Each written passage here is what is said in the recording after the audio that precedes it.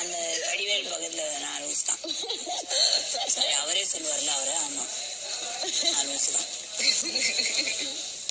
ஆஹா, இவங்கிட்ட மாட்டிக்கிட்டு லூசு இல்லைங்கிறத விட பேசாம லூசுன்னு ஒத்துக்கிட்டு உசுரோட ஊரு போய் சேர்றதுதான் நல்லது. நான் லூசு தாங்க, நான் லூசு தான். தன்னை ஹீரோவாக உணர்ந்து எல்லா இடத்துக்கும் ஷேக் பண்ணி நடந்து கொண்டு வந்து உட்காரும் ரயான் அவர்கள். அமெரிக்கா